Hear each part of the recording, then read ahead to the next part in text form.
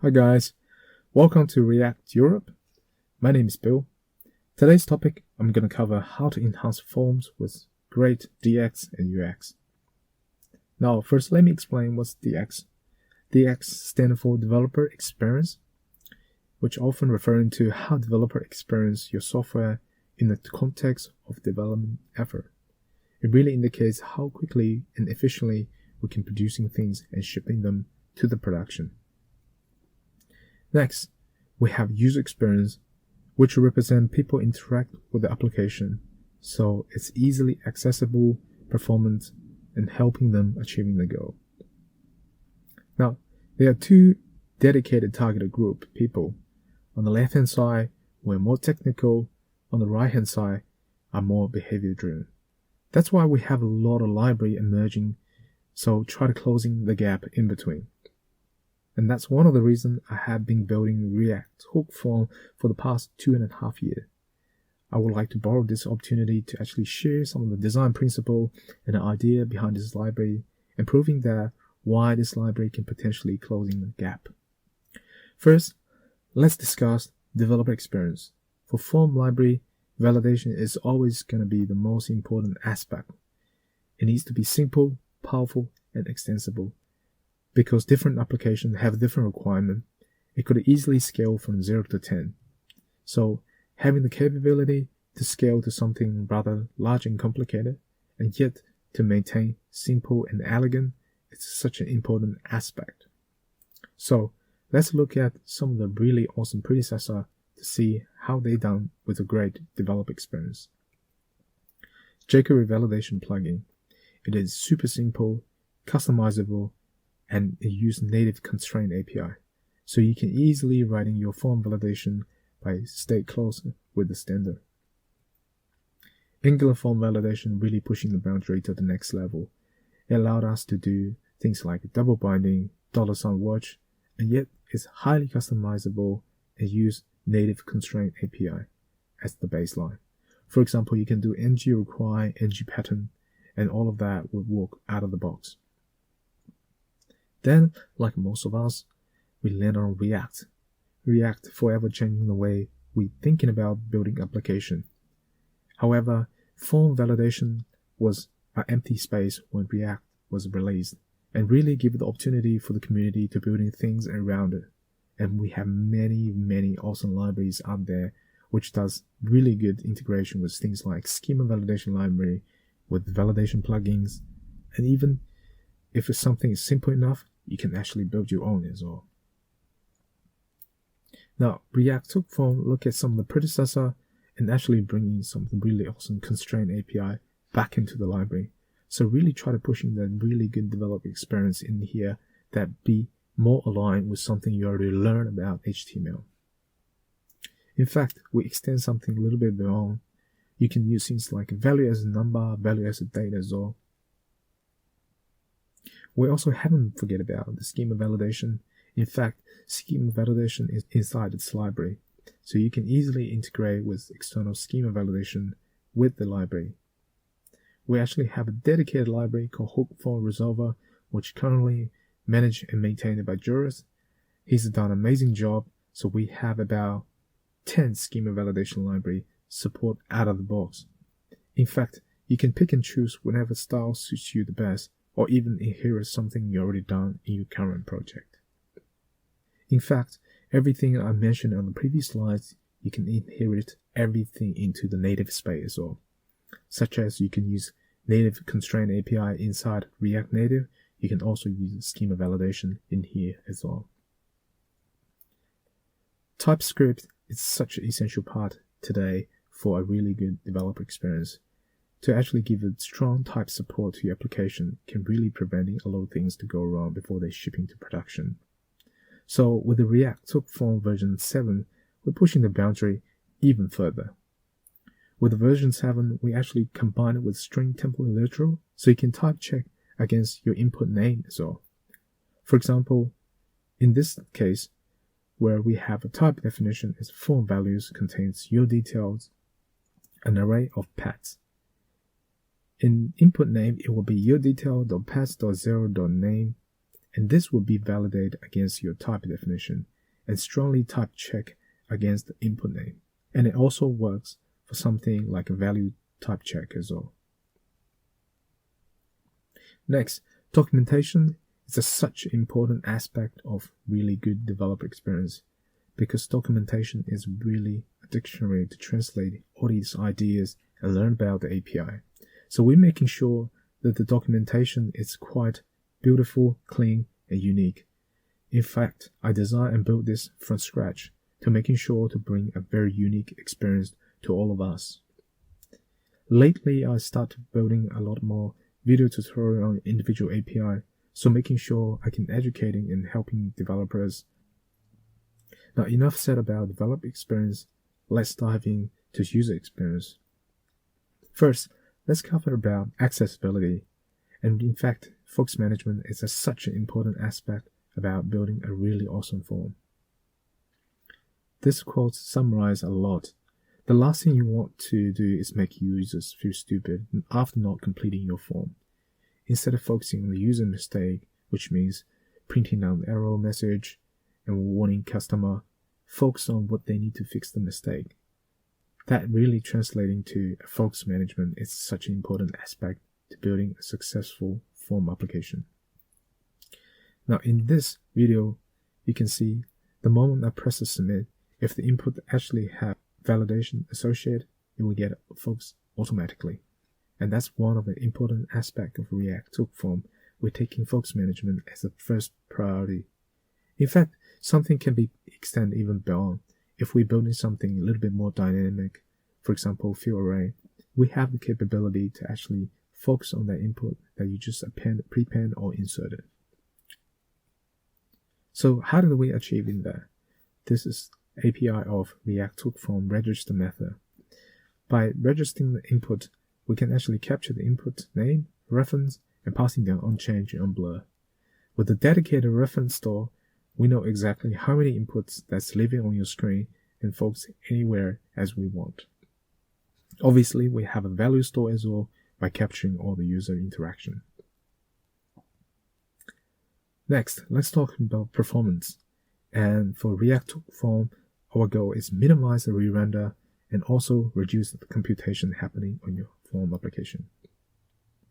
Now, before we go into the optimization, let me ask you a question. Do you need React to manage your input state? My answer is no. In fact, browser building have a lot of capability, such as accessibility, performance, and internationalization. So all of that is actually taken care and given for free. So you no longer need to use user state to manage all your inputs by building something really simple. Now, when do you need to use React? Now, React comes to rescue when you want to build in something a little bit more complicated. For example, you need to track form states such as dirty state, touch state, valid state, or even anything that is a little bit more advanced in terms of validation. But for example, asynchronous validation, dependency validation, custom validation. All of that is a limitation of native constraint API. Now let's talk about performance with a fully controlled form. Every keystroke was sending down re-render to re-render your application, potentially updating your form state, and also kicking validation. Now this all works great with a smaller scale of application. However, when your application gets larger and larger, and your form state updates still living very high or potentially at the root of your application. Now, one of the important tips that we always been given to improve your performance is actually lower down your state update. However, by building things that is fully controlled, your state update actually live very high on your application. And that could potentially causing performance stress on your application. Then you need to worry about memorization and do a lot of optimization to making sure that users still have a better smooth experience. Now, with the React Hook Form, we're thinking about, maybe form library should avoid dictating the re-render, and even thinking twice about building a controlled form with a purpose and not blindly apply them to all. So we want to be the reporter instead of the micromanager. In React Hook Form, we're taking a different approach, and let the form library have the capability to reporting to individual components that is subscribing to your form state update, and also have the opportunity to smartly omitting those validation computation if not required. For example, if you're not actually subscribing to is valid, then all those computation happening behind the re-render, behind the computation of the validation can be successfully omitted. Now, how did we achieving that? By deconstructing form state, we have the opportunity to actually sending signal back to React Took form, so we know these are the form state that you want to subscribing to, and we can leave the others in peace. Validation strategy. It's a way to bring consistency to your customer. Isn't like a video game, we have the opportunity to play a quick video tutorial to educating your customer. With a web application, we often have a very short period of time for a customer land on your application and have a few try and error to educating them how to completing a form. So users shouldn't have to memorize the instruction to fix an error is a very important aspect for a great successful form application. Now we can establish a pattern such as checking whether the input has an error, whether the input's been touched before we showing error message. However, this sort of checking is quite leaky when your application gets bigger and bigger. You can easily forget about using the touch state and the error message was showing to the customer straight away. Now with the React Took form, we're taking a different approach. We want to making sure the validation being consistently applied to all your applications. So we're introducing a mode which allow you to have a very strong contract on your validation behavior. When you're setting the mode to be untouched, then your validation will only get showing to your customer when the input's being touched and contains an error. Now really, if you think twice, that validation actually have two phases. We have pre-submit, which is something before user press the submit button, and after submit, that something happened after user submitting the application. Now, with the native form behavior, the validation actually doesn't trigger anything when user actually interact with the form. That's on submit.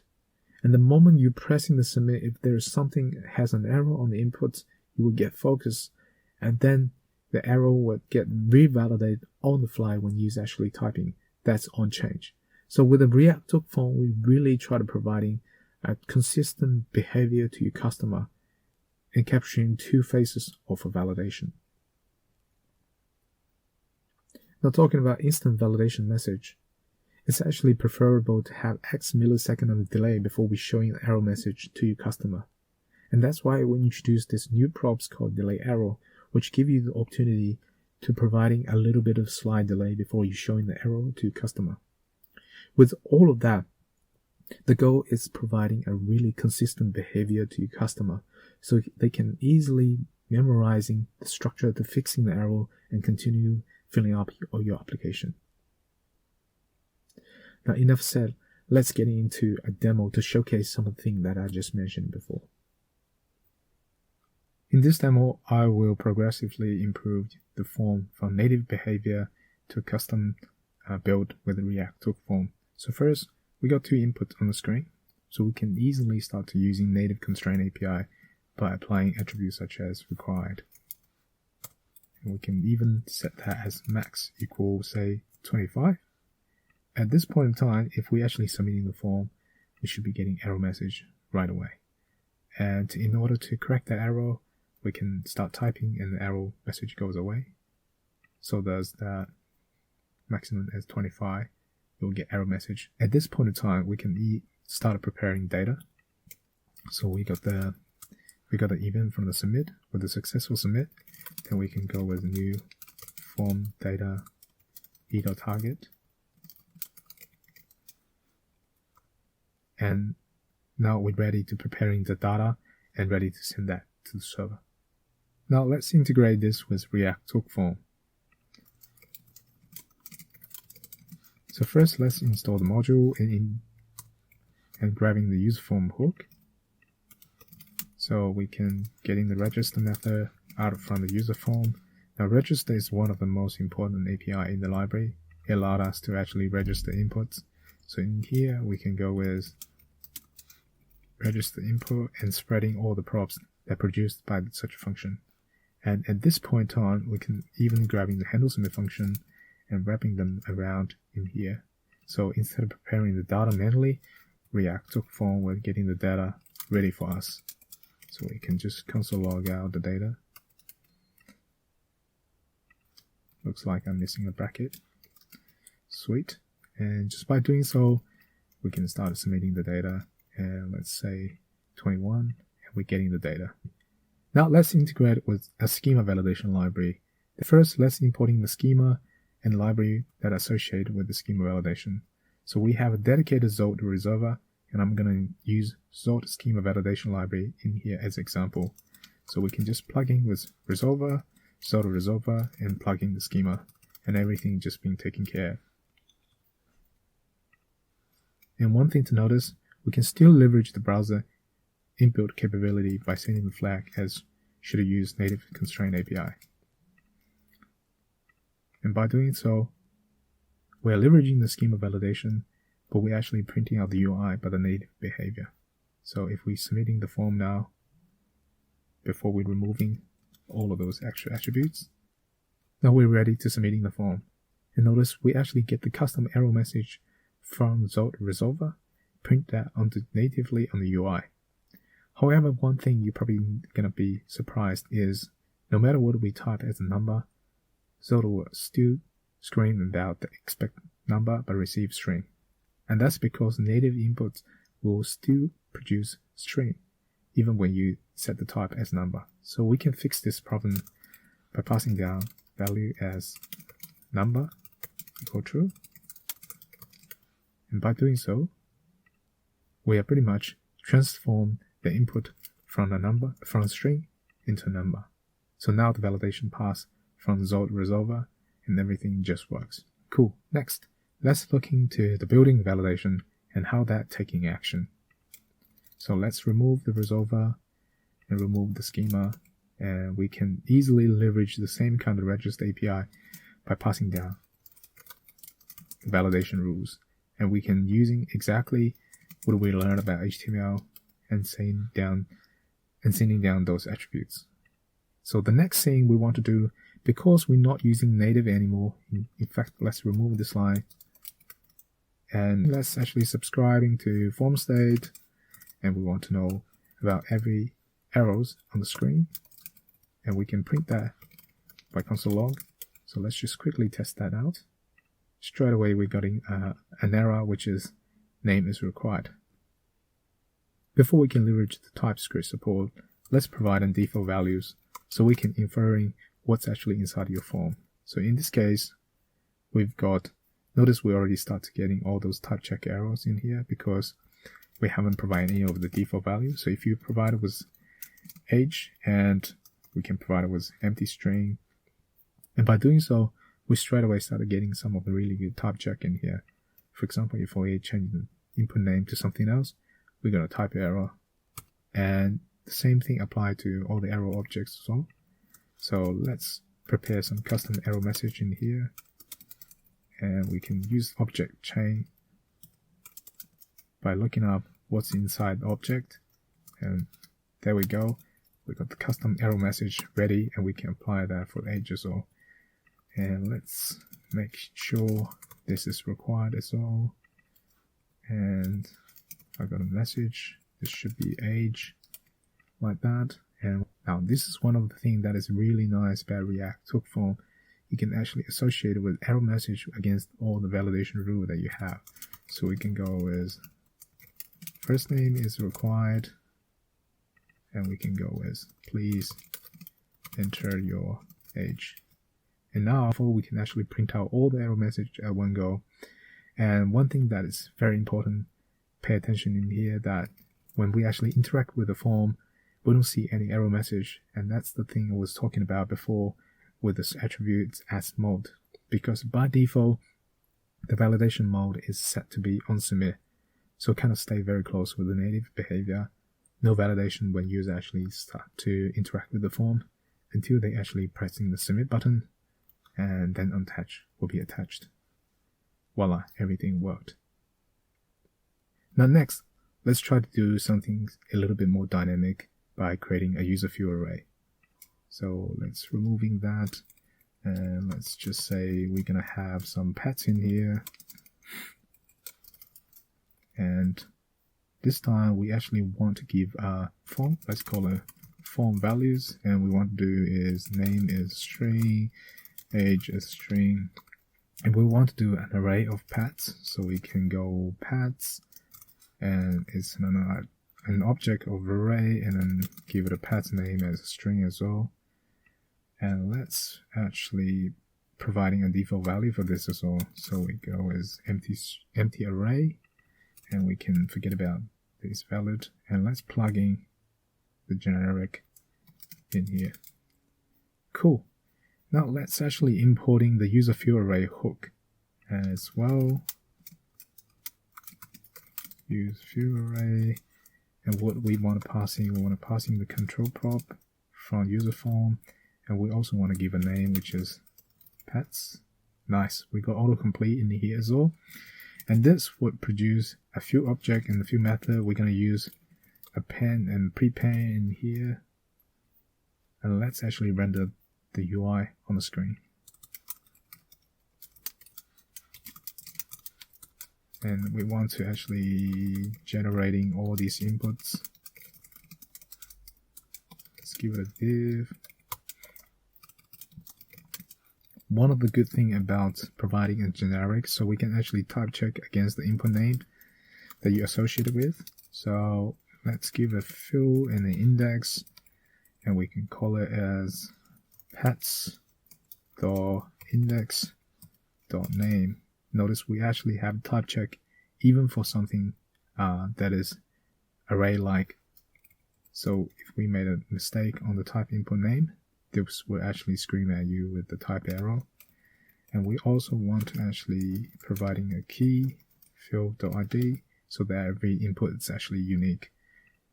Sweet, I think we pretty much all set. Let's give it a button so we can append, and let's also do another one which we allowed us to prepend, and let's give it a on-click function.